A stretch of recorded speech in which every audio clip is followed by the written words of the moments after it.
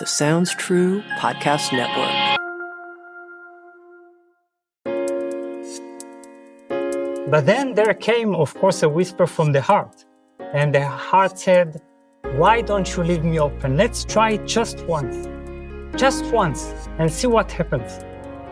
Perhaps it's not as you think it's going to be.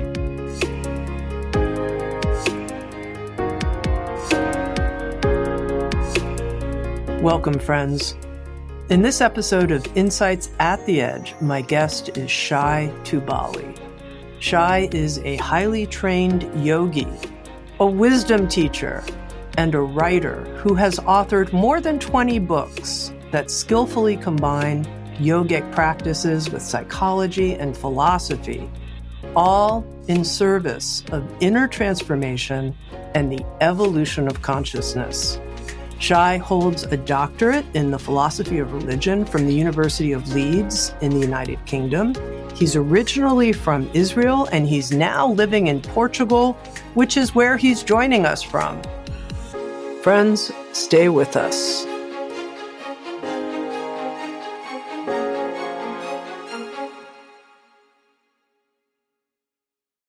Shai, welcome.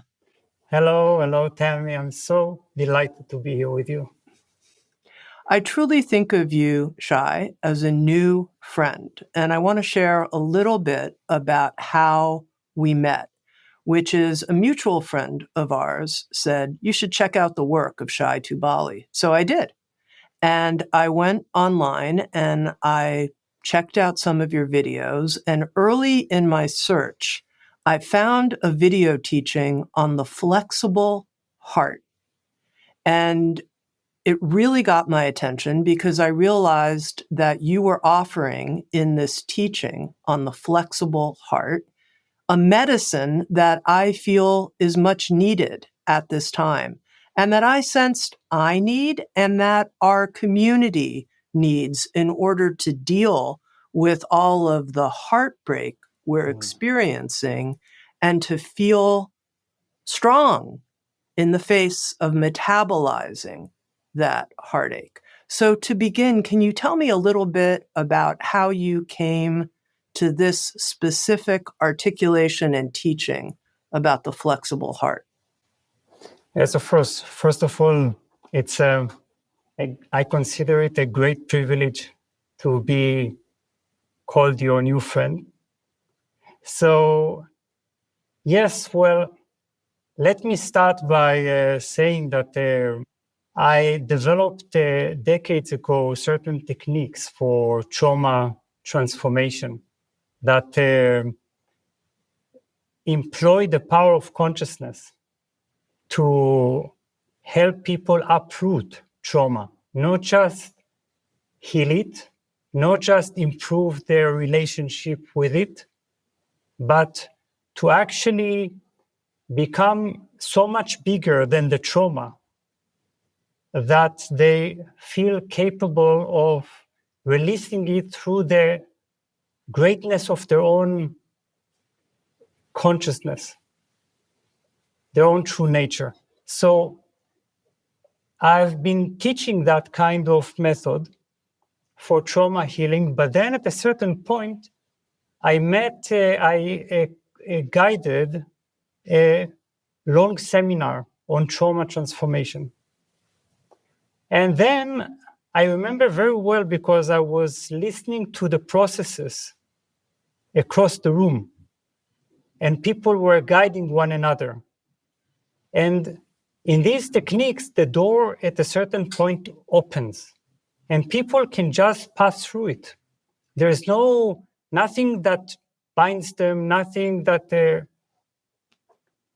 is a real reason not to enter that kind of transcendent freedom, blissful freedom.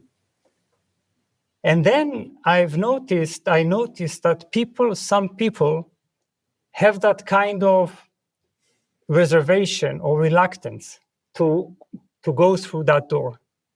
And I started wondering, how is it that some of the people are able to pass through the door And some people have that kind of reluctance, especially when the traumas are comparable.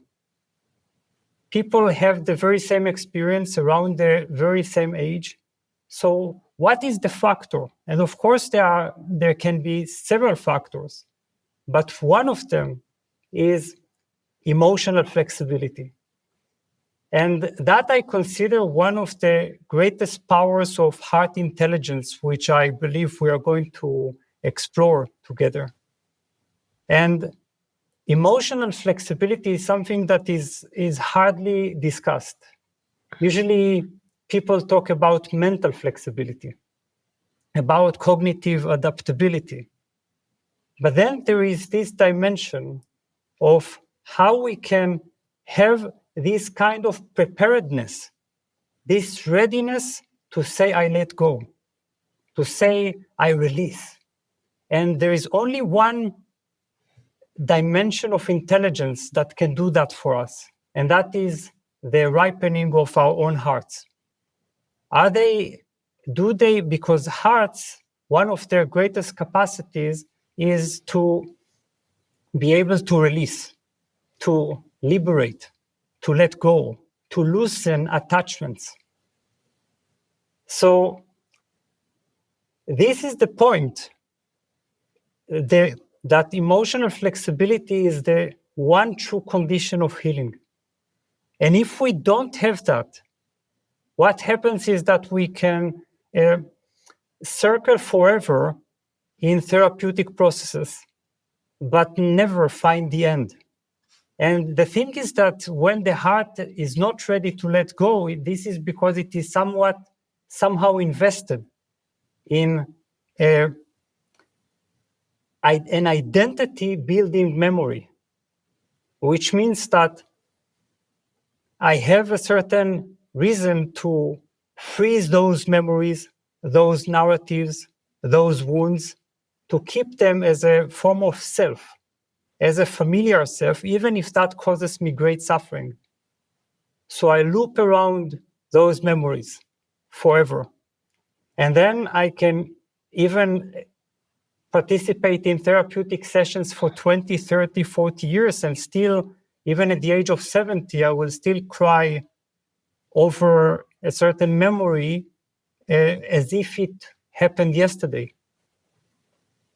So the question is, how do we cultivate this kind of mental flexibility, emotional flexibility, which I also consider a kind of youthfulness of the heart, because it's a heart that doesn't wrinkle, doesn't stiffen with time.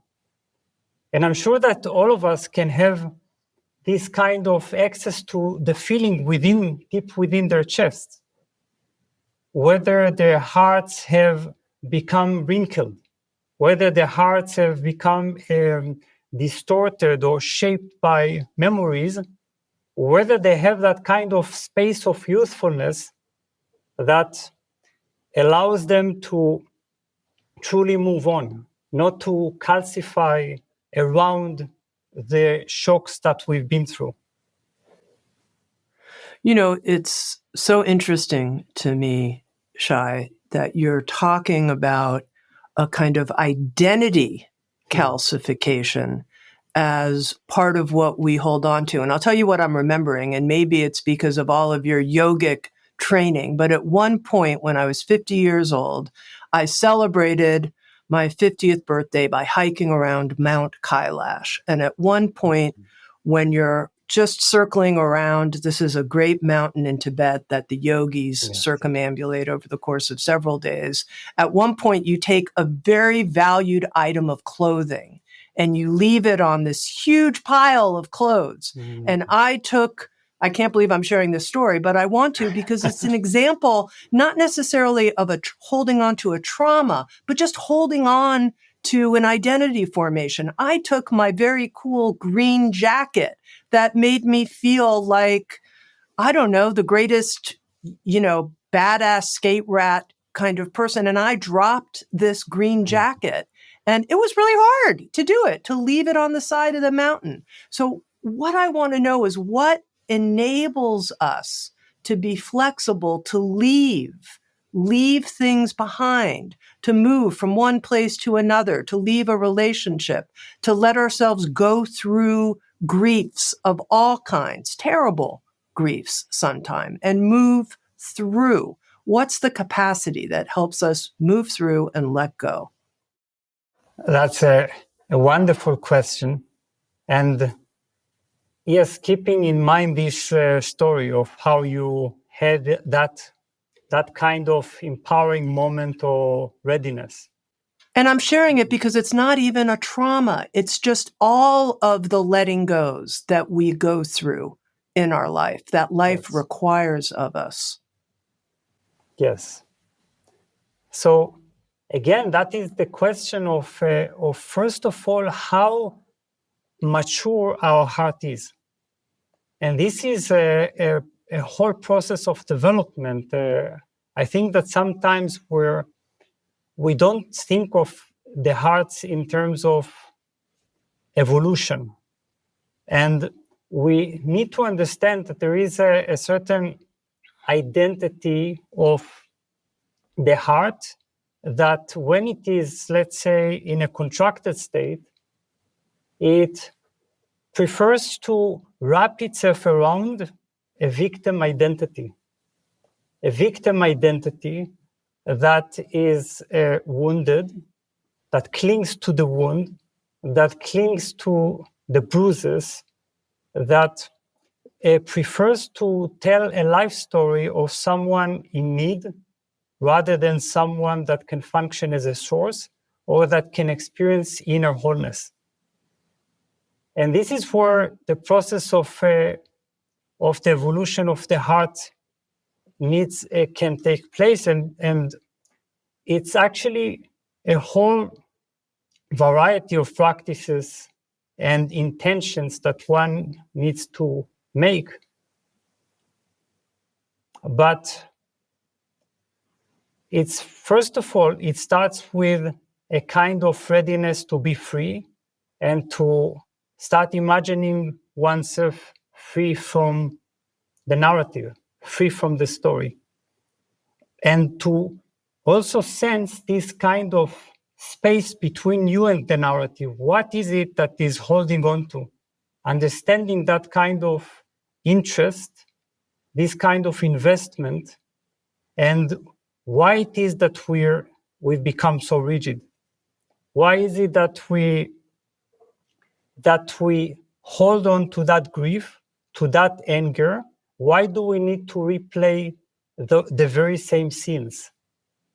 So this is extremely important because that's a moment of sincerity.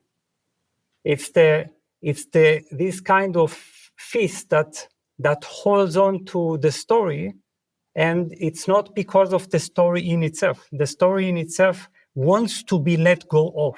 You see, I always think of memories as ghosts.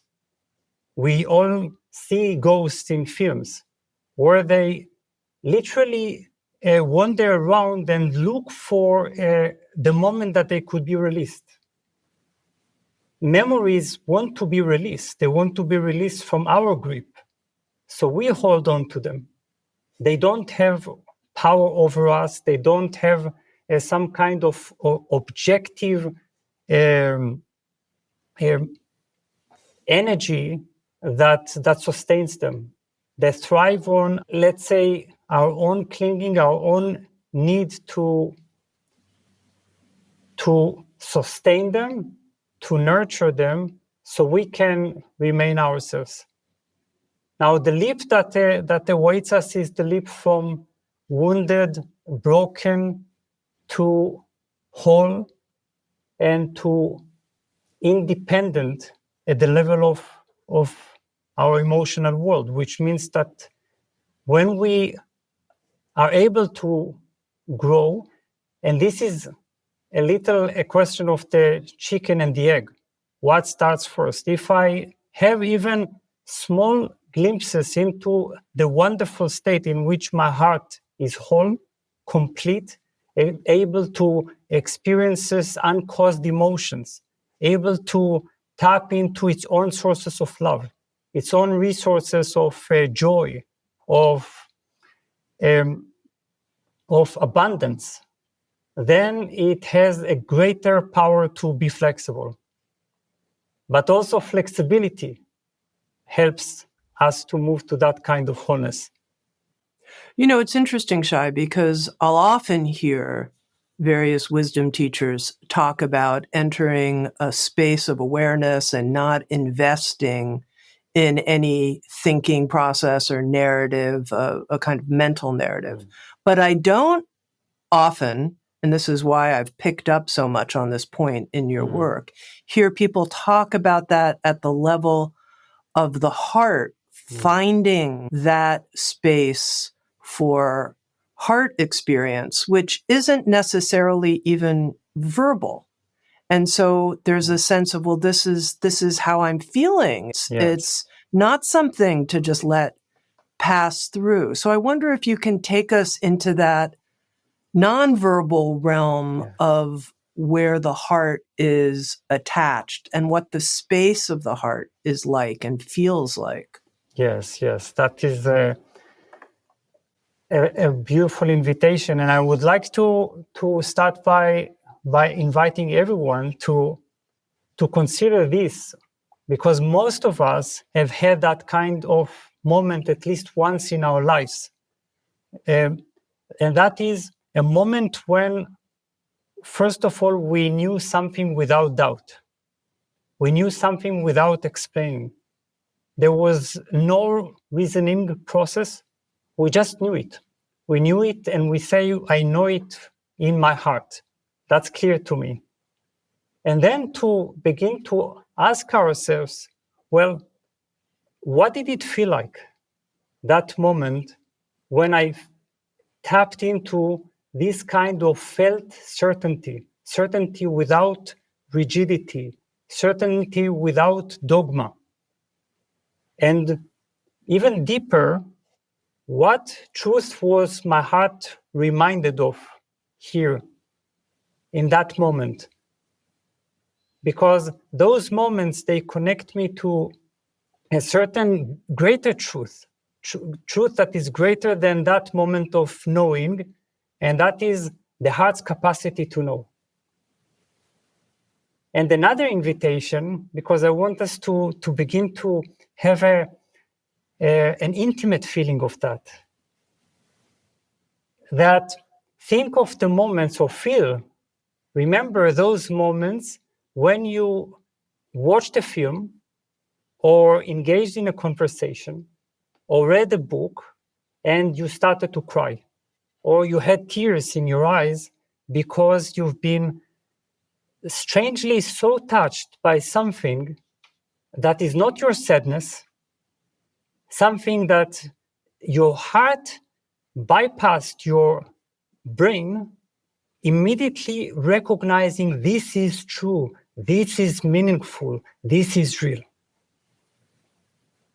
So, and what did it feel like, that moment? We need to peer into such moments to be able to, you can say, to excavate that kind of tremendous power, because it may start as just glimpses of knowing, but then the more conscious you become of that kind of special heart activity, the bigger or the more intense that becomes.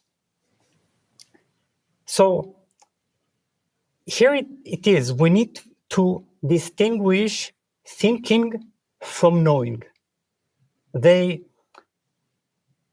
don't have that kind of distinction clearly enough in our world, and that's very unfortunate. And the first thing that we can recognize, our heart can recognize, is that thinking and knowing, they sound very different. I love the name Sounds True, because I think it's in a way you capture the whole thing, because knowing sounds true. It's something, it's like a reverberation. It's like an echo. It's a resonance. So on the one hand, we have brain intelligence. Brain intelligence, well, it's linear. First of all, you always need a step-by-step understanding. It's dualistic. It thrives on opposites. It's for and against. It gathers information to make judgment. It evaluates whether it's good or bad. It categorizes. It gives everything labels.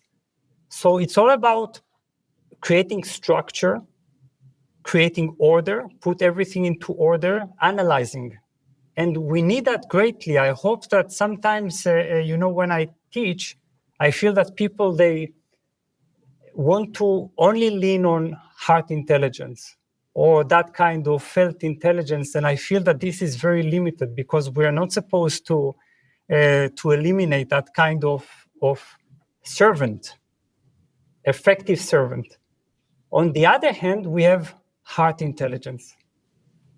And heart intelligence, first of all, the way we experience knowing, when I know something, first of all, it is whole. It's, I know, I don't need to a process of reasoning. I don't know even how I got there. I just know. It's complete. It's immediate. And I also recognize. It's something I remember. Plato called it soul remembrance.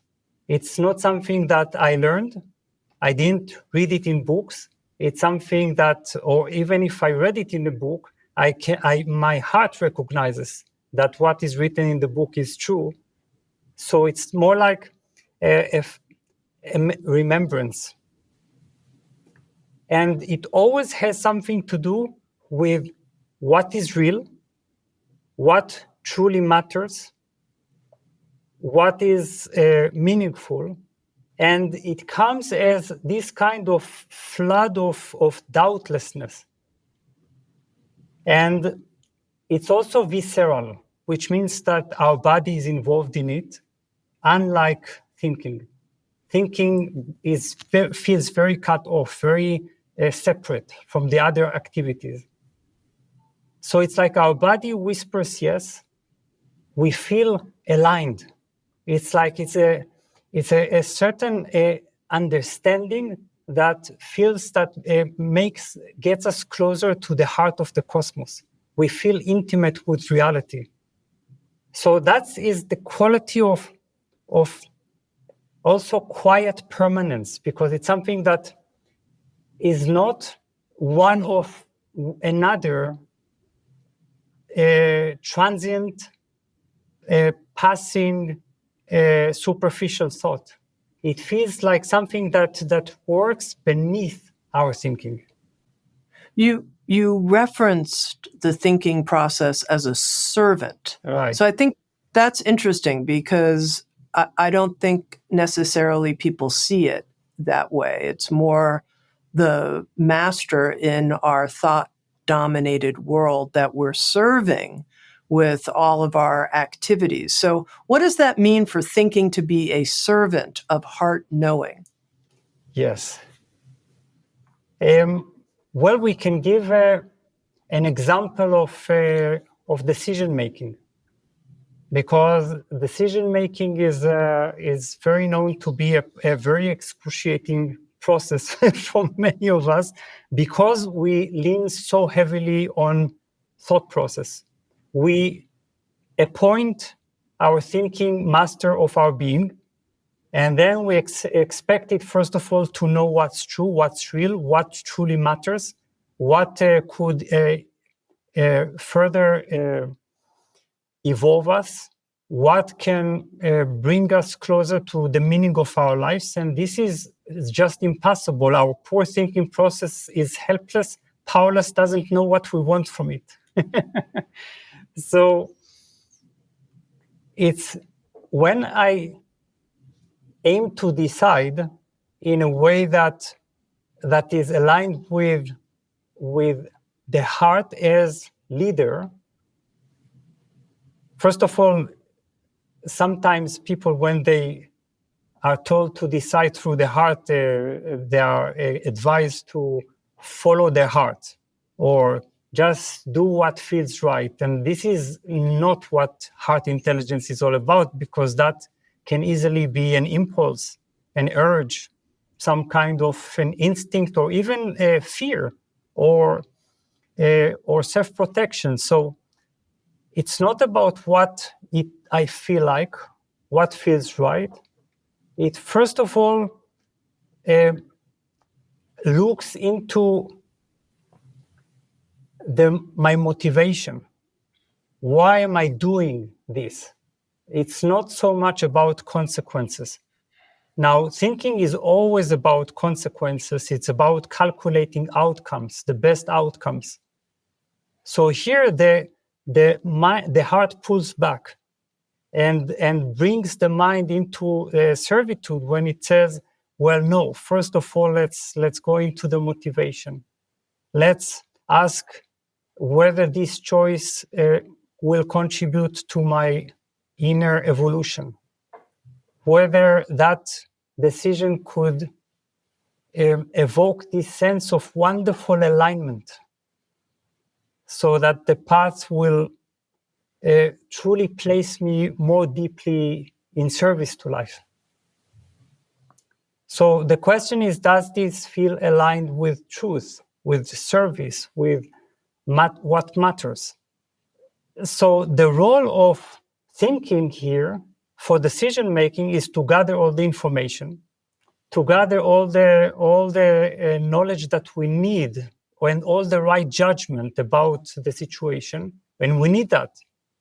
But all that eventually is just like an administrative work. Someone that provides all the right documents for the final judge to make that kind of final listening act. And that's a whole different thing. So you do it informed by your brain, but not based on what your brain suggests, because, well, what your brain suggests is subjected always to the realm of opposites and therefore doubt. So that is very far from knowing. And that is why I think we are so confused and overthinking, because we always try to make decisions and to know what's right based on an opposite-based kind of judgment. So whatever we say that is true can also be untrue tomorrow. Whatever we say that is right can be completely wrong. So that is one example.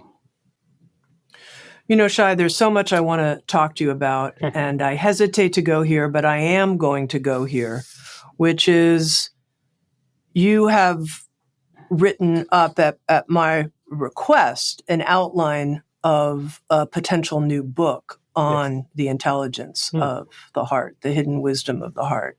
And you have a section towards the end of the book on the heart in our time and heart knowing in relationship with, okay, I'm going to say it, AI.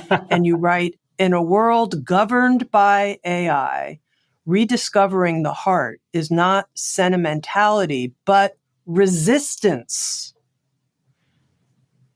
Keeping alive a form of wisdom that no machine can clone. Yes. And so briefly, because as I said, there's a lot I want to talk to you about. If you can put this in the framework of what we're talking about in terms of thinking and knowing, and heart knowing as resistance to being taken over by machine knowing. Yes. That's actually a topic that occupies my mind and heart very much, because I think that as much as AI in a way challenges our definition, our understanding of of our uniqueness or our role on Earth, it can also be a wonderful opportunity to ask very important questions, and perhaps also to be pushed into the discovery of heart intelligence. So here exactly you are pointing to the very same problem, that AI is a continuation of the same problem or of a thinking-centered world. So we have a world that makes all judgments, that orients itself based on thinking. And there comes AI as a continuation of that kind of thinking process. Now, of course, AI, no matter what people may project on it, has no knowing capacity. It actually doesn't even have thinking capacity. AI doesn't think, it simulates, it imitates thinking. So then we have thinking as what the mystic Jiddu Krishnamurti called the intelligence of knowledge. It's intelligence that is rooted in knowledge.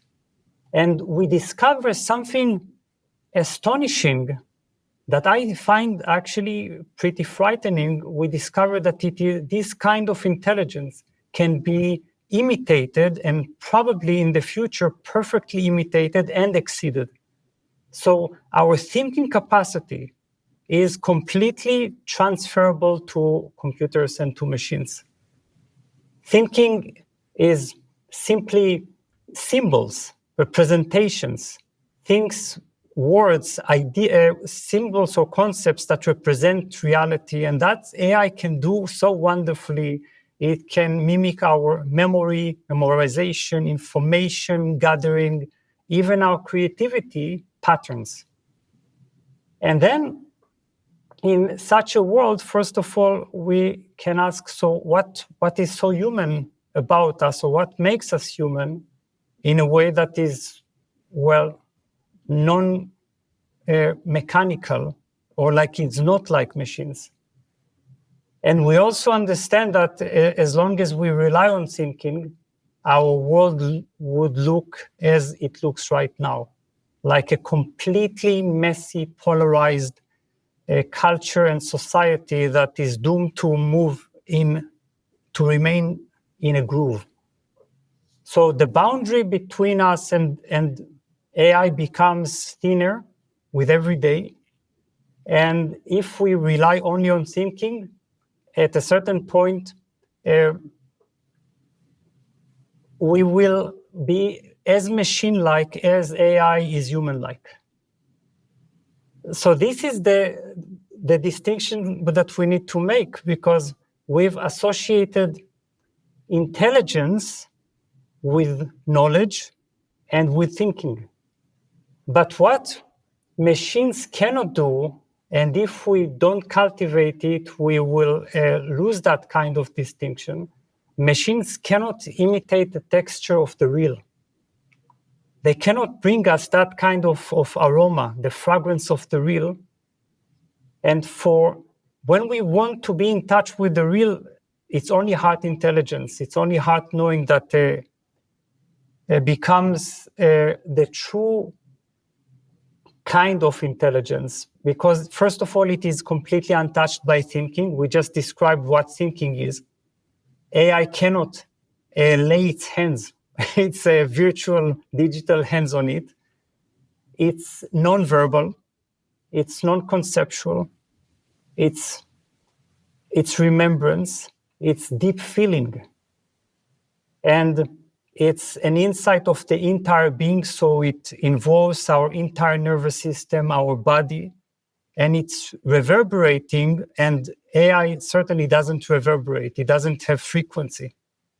So in an ideal world, AI would function as our thinking partner, not that it can think again, but as our thinking partner, that it helps us stimulate our thinking capacity, but we would feel that it is utterly different from intelligence, that it has nothing to do with intelligence, because we've cultivated our heart knowing and our heart intelligence to the extent that when we finally get to engage with AI, it looks so, well, nothing.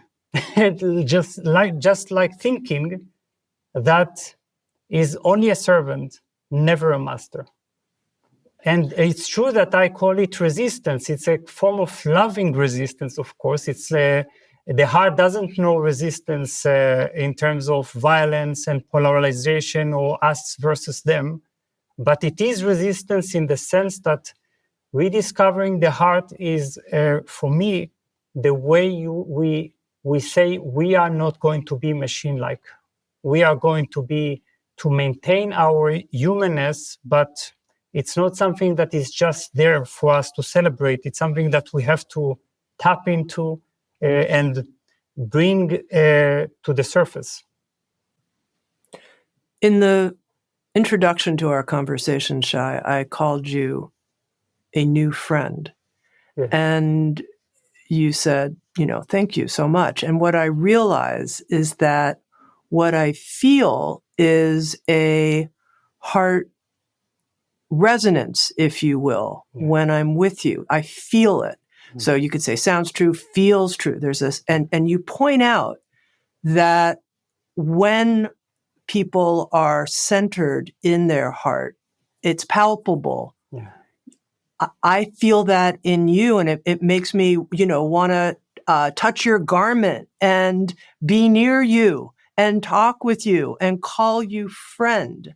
So I wonder if you can share a bit about that, this feeling quality that we can sense in another, and just how significant that is. Yes, because when we even recognize new friends, there is, I think, one of the most common experiences that spiritually aware, conscious people have is that kind of recognition of one another in the form of remembrance. It's not. It's this kind of effortless state in which our mind can remove the armor of suspicion, because it simply recognizes this kind of familiarity at the soul level. So, and it is something that I find very astonishing, because we always have that kind of these kinds of feelings, and still I think we don't consider them so meaningful, more like helpful intuitions, but these are still not what becomes our guide, that thing that recognizes what's true, what's meaningful, what's real, and what can evolve us, take us to our next step in our heart evolution, our soul evolution. And this is, by the way, what I ask all the time, because for me, this is, you mentioned that book, Vision, and I have been led by this strange child's question for years. How can this be that we all have that extremely palpable experience of the heart? We all share that.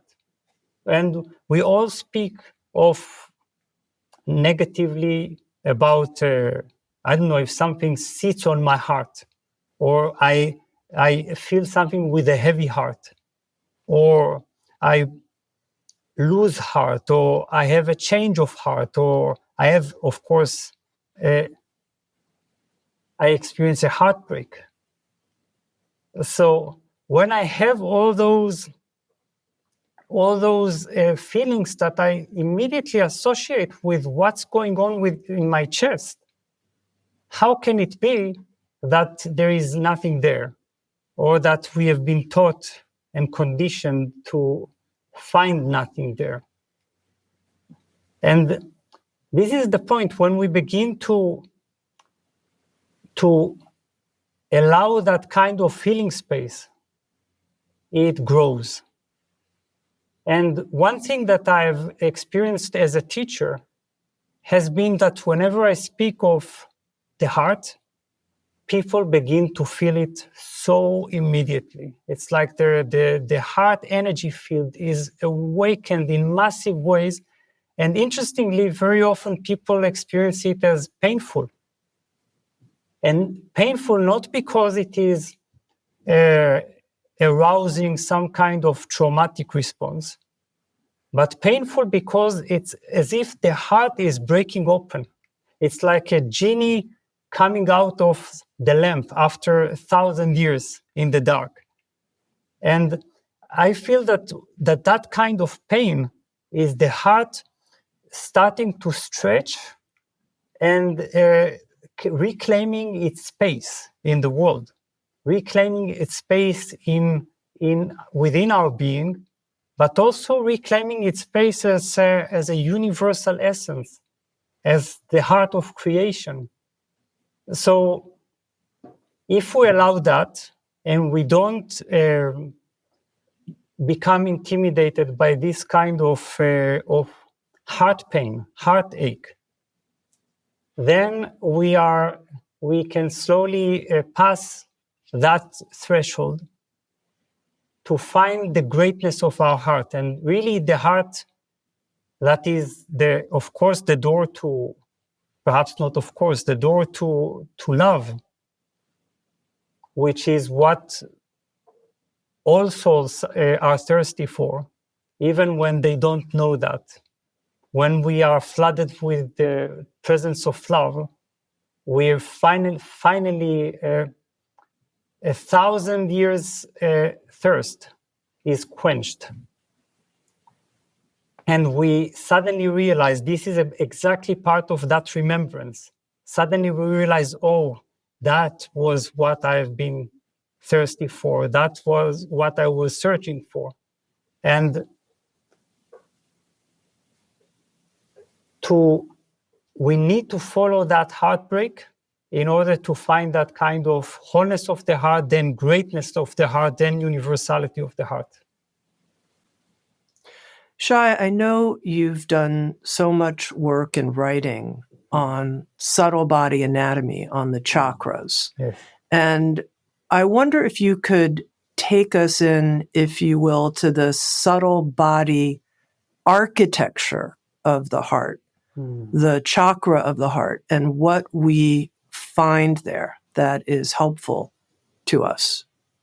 Show us the map. Yes.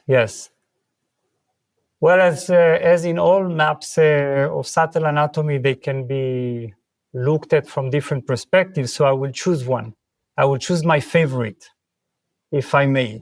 And that is something that already appeared around 2,500 years ago in the Upanishads, when they speak of a term I love so much, and that is the inner cave of the heart. And they frequently speak about that kind of mysterious experience of the inner cave. And I think the inner cave is one of the most important keys to heart intelligence, because as far as the inner cave is concerned, that kind of innermost territory, it's like the inner sanctum of the heart. There are 3 layers of the heart. And I think we've come to experience our heart only through the first 2 layers. And that's why, by the way, we tend to guard it. We feel that it is fragile. We feel that it is too vulnerable to be shown, let alone become the leader of our being.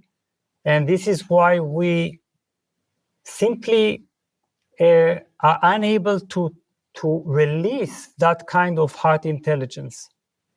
As long as we keep the heart closed and guarded, we can never actually experience that kind of intelligence alive. So the first layer is the most superficial one and is the closest to the chest, to the skin. And this is also that part of the heart that is most vulnerable, truly, because it is in constant relations with the world. You can now say, right now we are bathing in a heart space, so that's gorgeous, and there is this shared joy. but suppose you say something insulting all of a sudden, that disrupts the energy field, or I say something, and that immediately creates a certain contraction. So that's the part that immediately reacts to stimuli. It closes and it opens, of course, as long as our heart is still in a contracted state, or that it is only gradually, slowly opening. So that is the part that engages with the world, and it is completely fluctuating. And often, and because it is so vulnerable and so reactive, we try to create a wall just at the front of our chest. So when people say something, or when something happens to us, we have that kind of shield. A secret, this never works. We hope that it works. It's a failed strategy of our brain, our thinking. And if we've looked into that very honestly, we will discover that it is a failed strategy. Now then, if you pierce more deeply into the chest, here really midway between the two breasts at the lower sternum, you pierce into the chest, and then you discover the inner world of the heart. And the inner world of the heart is where we have our deep-seated impressions, the deep-seated impressions that have consolidated our deeper relationship with the world. So it's our trauma-driven response, our identity of self-worth, and our ability to love, our relationship with the deepest themes of the heart.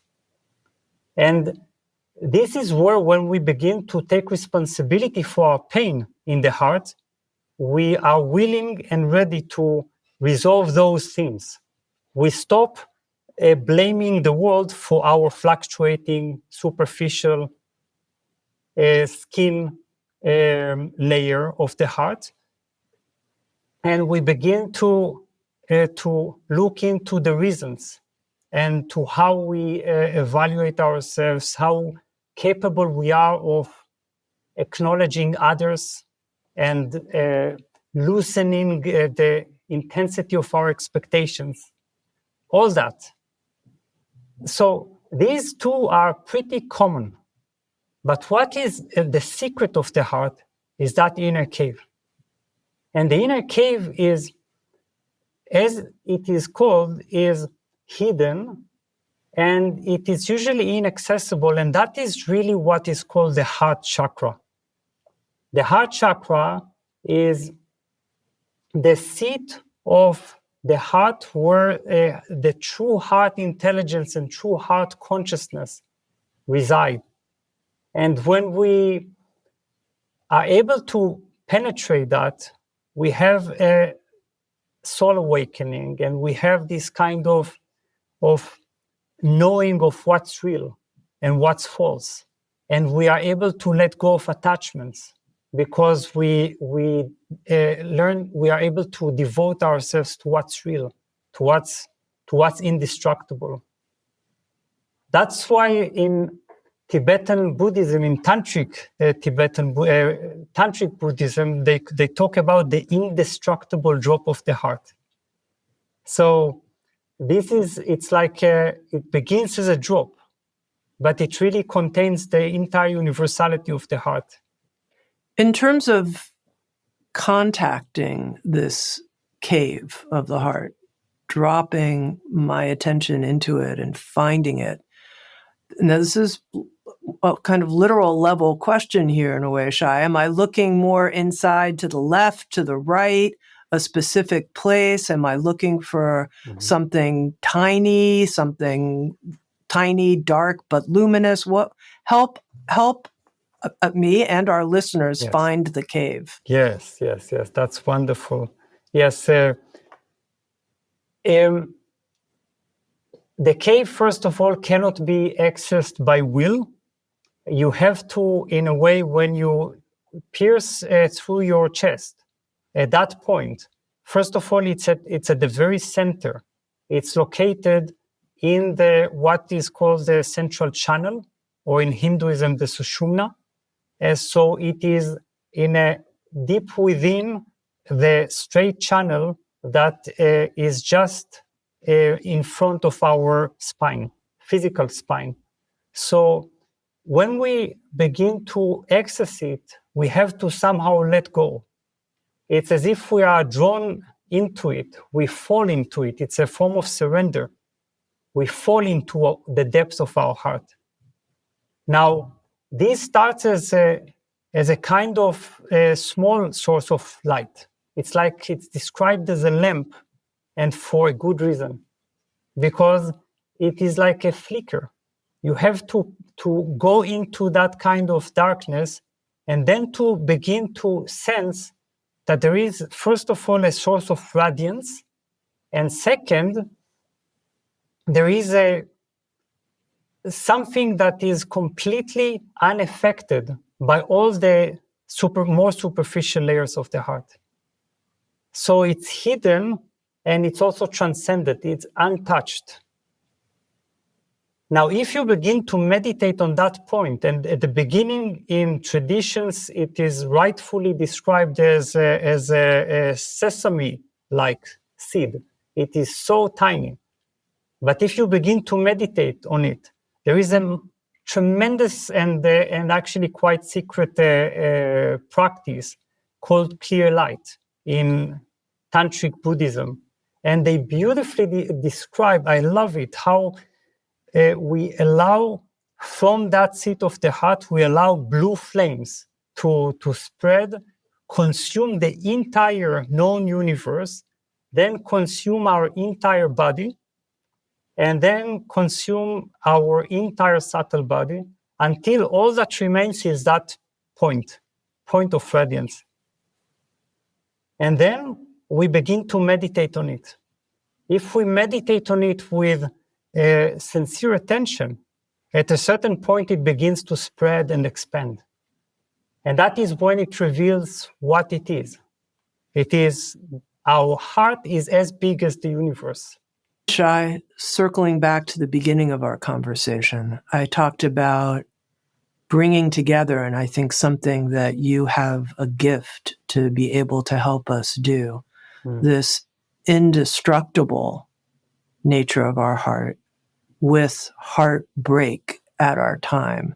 How do you see these two in the same moment, if you will, of our experience? How does the alchemy, if you will, work for you, and how can you help us?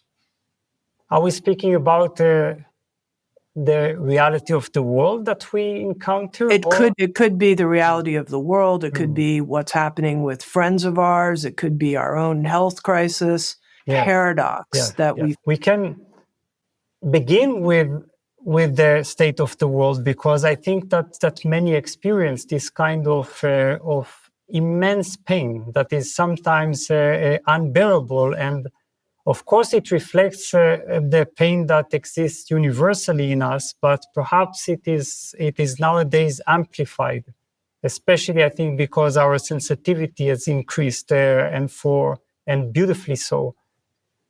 So I think the most important thing is to be able, sometimes people ask me, what is the one thing that could develop the heart and make it truly open? Because that is the biggest question. How? Because everyone's hearts can sometimes open in safe environments. But how could I reach that glorious feeling of that my heart can be safely open without conditions? That it doesn't need, say, a safe environment. That is where the heart is truly great. And my answer is always one in this regard, and that is, keep it, if you learn to keep it exactly when you want to close it the most. That is how the heart learns to remain open. Because the point is, when we begin to experience our heart bleeding, our hearts in pain, we immediately close them. We say, I don't want to feel that pain. That pain is far too much. Or we transform that pain into a greater polarization, greater us versus them. We transform it into anger, into hatred. And so we find some kind of relief from that pain. For me, the heart of the Buddha is not only neutrally open, but it is the heart that has bled and has remained open with the pain, held this pain with compassion, and didn't move away, didn't try to reduce it. And this has been also my own direct experience, because that and similar experiences is exactly what led me to commit myself to heart intelligence. One day, one night, I realized, well, I have a choice. I can now, because the pain is too great, this is exactly when it's time to hate, be unforgiving, be conditional, and protect myself. But then there came, of course, a whisper from the heart.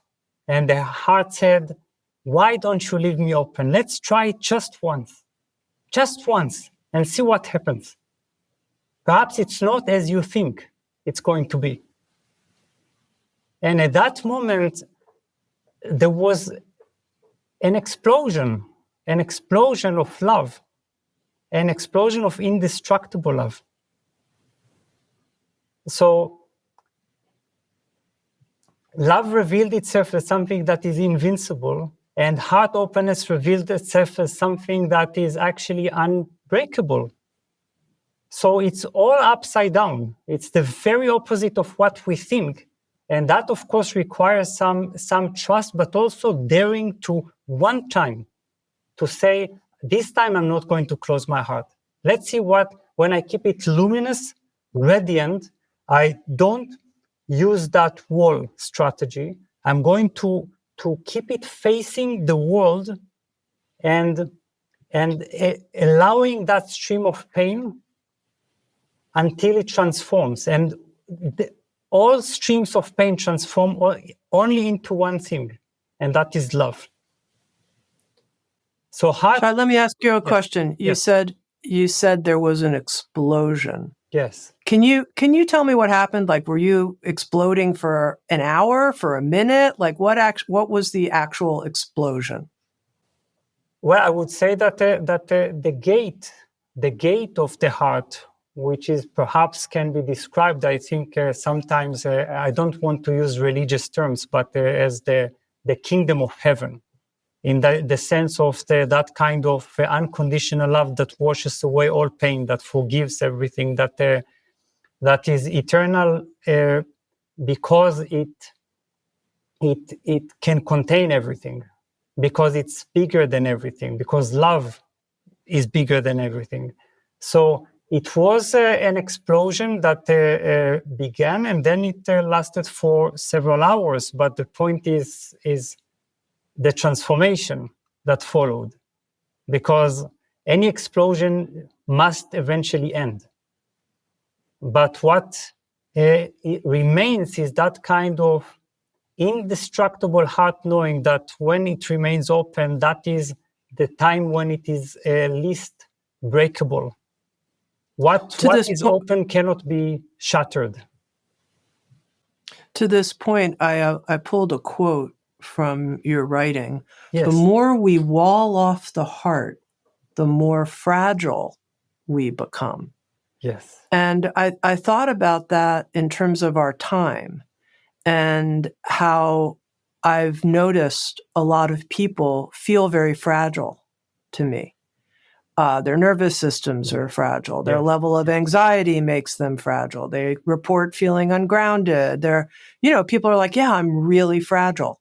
And I thought, I wonder how much there could be a connection with an unwillingness to feel the pain of our time, which, as you mentioned, at the collective level is so great. There's so much suffering and it's broadcast in front of us all the time.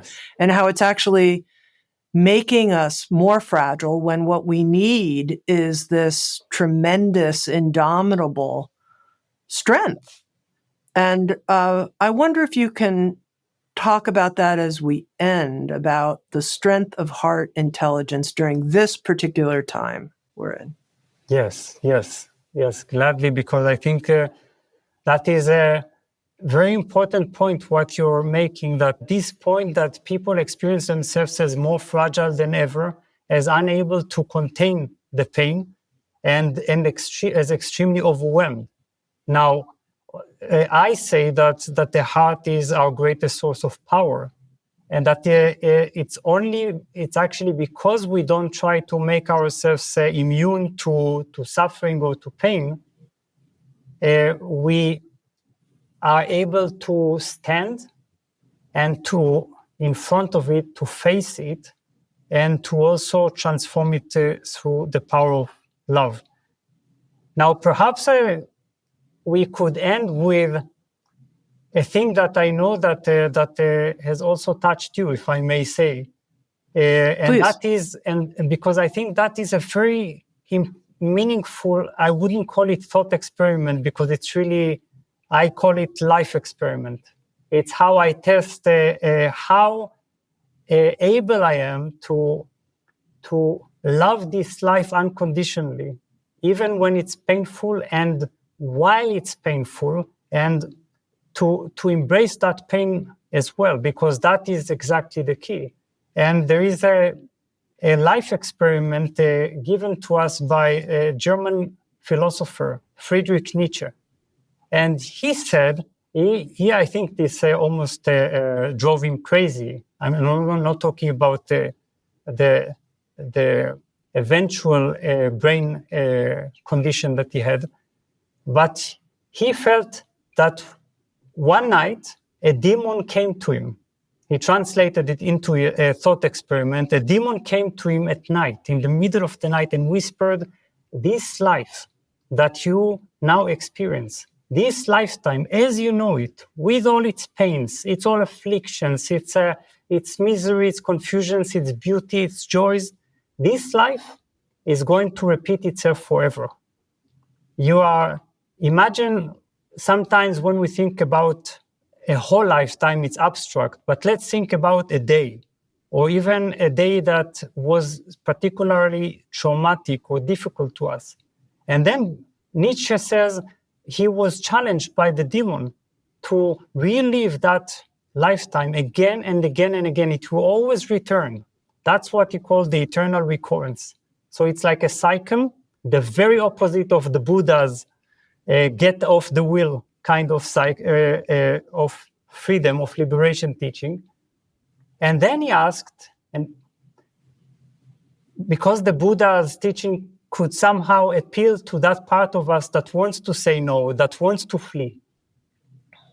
But Nietzsche, he really cornered that kind of wish. And he said, would you say yes? Would you agree to experience this kind of life again and again, without escape, without even ability to change, to alter the path? Only, of course, your approach. Your approach is that of willingness, of that of embrace. And I think that if I'm able to say yes, I'm finally rooted in earth. I'm finally firmly here, and there is only one organ of intelligence that can say that yes, and that is the heart. Thinking cannot do that, because all it relies on is that hope for a better future, for a different life, for an alternative universe, for a should be, could be universe. But the heart can remain open in that pain and embrace that kind of contract with life. And then I feel there is a sense of indestructibility that keeps me not free from pain, but free from resistance. And freedom from resistance is freedom from suffering. Shai, when I took this thought experiment of this moment could happen again and again and again, the way it became instructive to me was that I thought, I'm going to handle this well instead of poorly. Like I was thinking of handling it poorly, like bitching or blaming someone or I don't know, having some kind of inner tantrum, something like that inside. Instead of having an inner tantrum, I'm going to act graciously and lovingly and virtuously because I'm going to have to experience it again. And if I'm going to have to do it again, I definitely don't want to make this sticky situation worse. I want to make it better. Is that, do you think, part of what you're saying if we take on this eternal recurrence as a teaching? Yes, that is one implication, and it's beautiful. It's self-responsibility. It's because I realize that I am within this life. I'm inside this life. I'm not that thought hovering over this life, looking from the outside, judging, evaluating, and always harboring that hope that I could escape it. Because I feel that it's not just on the individual level, but as a humanity, we still haven't chosen this life. We still haven't chosen this earth. And I feel for this reason, we still haven't taken that kind of responsibility for making that truly our home. So I feel that there is a certain unconscious resistance that has made us either to want to flee as spiritual beings or to simply appropriate this world and treat it brutally and and never thinking about the future, never thinking about consequences. So I think it's the heart making peace with this world, with this life, with this earth, with this body. It can be also the beginning of true self-responsibility. Beautiful note to end on. Heart making as our responsibility. Shai, thank you so much. You are, dare I say it, I will, a teacher for our time. Thank you so very much. Shai Tubali here on Insights at the Edge. Thanks for being with us. Thank you.